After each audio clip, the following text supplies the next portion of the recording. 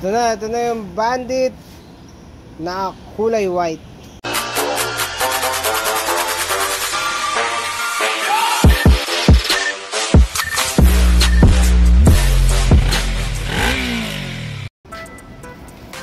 Medyo maraming issue sa electrical kaya pina-harness na eh.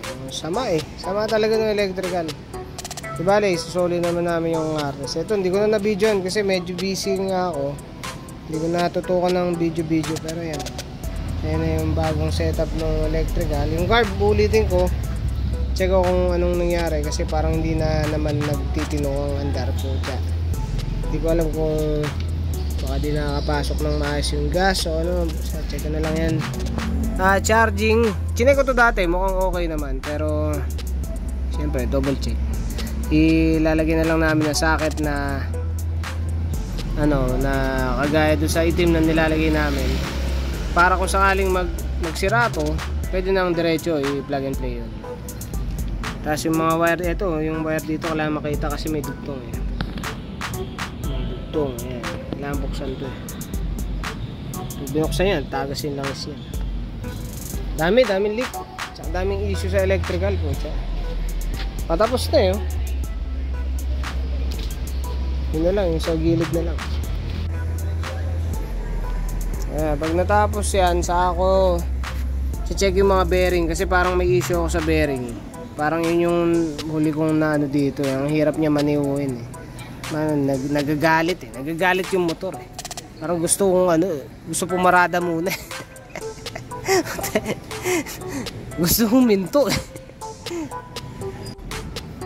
Prepare ko lang to para sa paint job.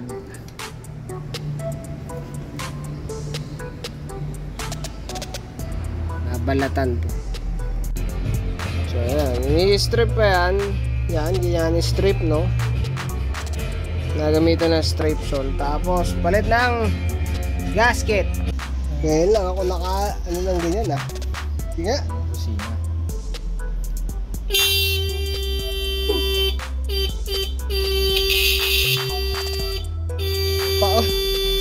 Paus na yan. Pagod na. Ito, hindi makakabalahaw yan. Bang kulang sa lakas to ah. Ano ba busina niya? Ay, isa lang. Baka nakadikit kaya ganyan. Ay, hindi naman. Baka pagod na lang. Yes, baka mulit.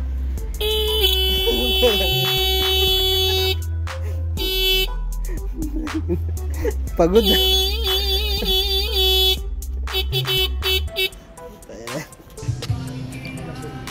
Sana happy ka dito. Ito naman, itong clutch naman, putik. Ito mahirap, may gas-gas eh. Tingnan ko kaya ko referent to. Baka mamaya butas kasi ito eh, parang may tapal eh. So ito na, testing na. Nung tinesting ko, ito nangyari oh. Napakita ko lang, baka may mga senaryo sa inyong ganito eh. Meron siyang charging tapos ang nangyayari, minsan meron, minsan wala. Tapos ito behavior, pakita ko sa inyo yung behavior. Nasaksak ulit yung 3-phase. Ito yung galing ng stator, ito papunta naman ng rectifier. Stock na rectifier niya. Yun yung nakakabit dahil. Puso ko muna.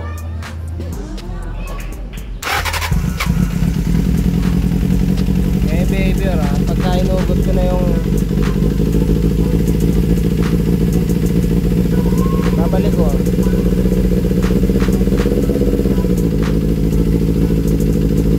Babalik ko ulit.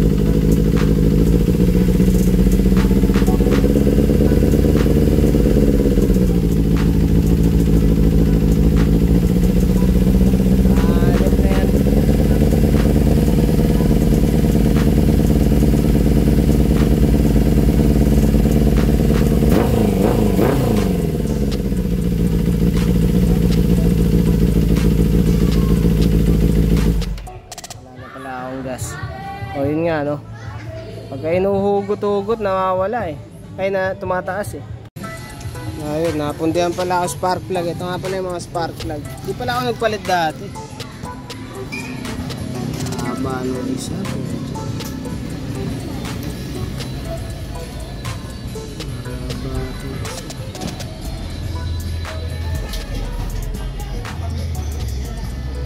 sa atin isa. Pilitan ko lahat, puro hela na. Yan, hela. Trace lang yung ano, kulang ng RPM. Nawala. Sama no? Walang mga, kasi modified walang mga pwestuhan talaga Walang lalagyan ng CDI, ng starter relay. Ito mahirap pagka mag-harness na walang wala yung mga pwestuhan. Modified kasi. Kaya medyo mahirap. Issue pa rin. Kita nyo ba yan? Kita nyo yan.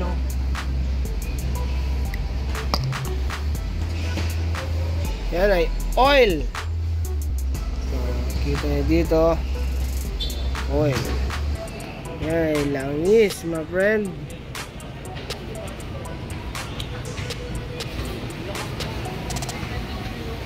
May langis. Hindi niya ng tubig.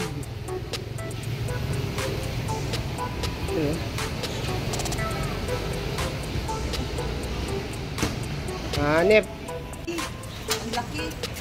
Dito nga ako nilagay. Ito lang ginawa ko. Nilagyan ko nila epoxy. Dati na siya may repair Ayan.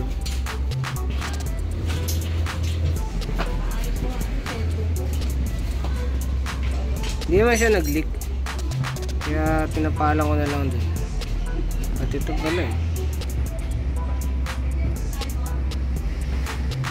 Hindi naman siya nag-leak Pinapalang ko lang para hindi kita gas-gas pag pininturahan. Pero mahalata mo dahil kulang na lagyo talaga. Nga pala, yung drain bolt. Ano yung tsura drain bolt? Oo.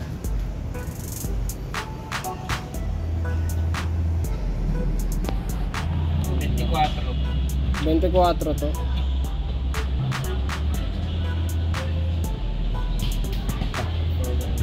Ano? Dahil nga ganito sitwasyon nitong motor na to, no, medyo magulo to Okay na ako sa carb Okay na kami sa electrical. Ito naman yung mga issue dito. Check namin tong oil pan, water pump, exit. Kasi sigurado may problema mechanical seal nun. Problema, hindi makabili nun. Mahirap maghanap ng mechanical seal na ganun size. Tayo nahihirap. Exit ng headers, ng tambucho headers, saka ng oil pan. Para makita natin kung anong sitwasyon sa loob.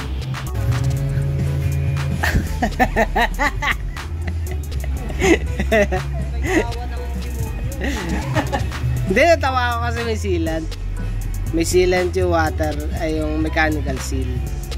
Tapos tabingi siya Tabingi Tapos may langis Dapat tubig lang yan. Merong kulay white na malapot Kulay white na malapot dito Yan.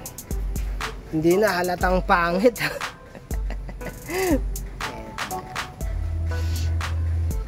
Nga pala, inano ko na lang. Sana may ilaw natin. Pinapalang ko na lang ulit.